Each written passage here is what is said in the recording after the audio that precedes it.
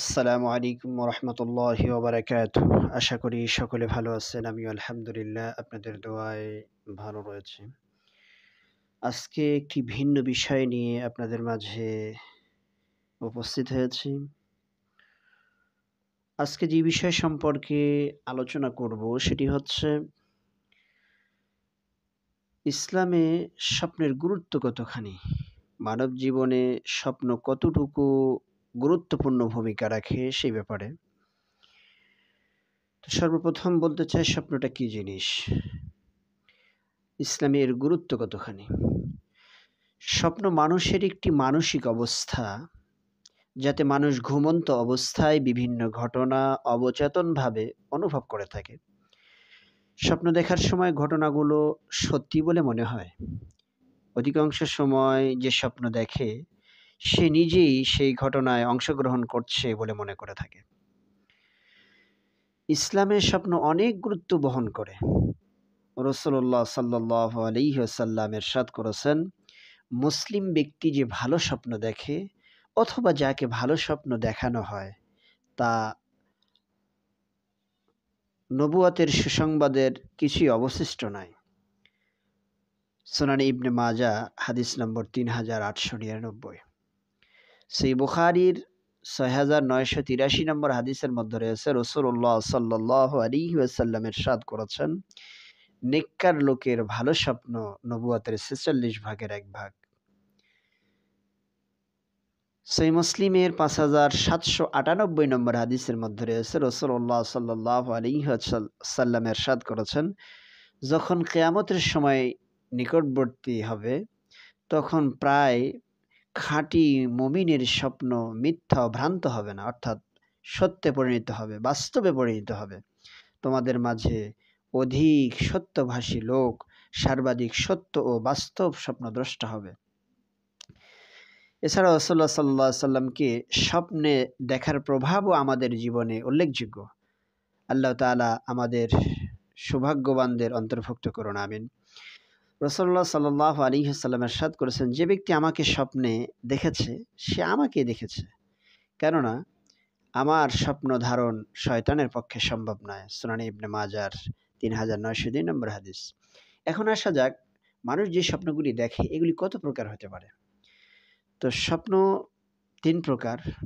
১ নম্বর হচ্ছে ভালো স্বপ্ন, যেটা আল্লাহর পক্ষ থেকে, আল্লাহর তরফ থেকে সুসংবাদ হিসেবে আসে। ২ নম্বর স্বপ্ন দুঃস্বপ্ন, যা শয়তানের পক্ষ থেকে দুর্ভাবনা, চিন্তা তৈরি করার জন্য, ভয় দেখানোর জন্য করে থাকে।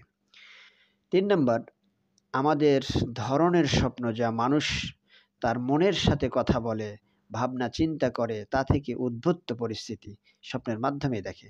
অর্থাৎ তার জীবনের বাস্তবায়নের ক্ষেত্রে, জীবনের পথ চলার ক্ষেত্রে যা কিছু করে, যার সাথে সংশ্লিষ্ট হয়, সেইগুলি ঘুমের মধ্যে দেখে থাকে। সহিহ মুসলিম হাদিস নম্বর ৫৭৯৮।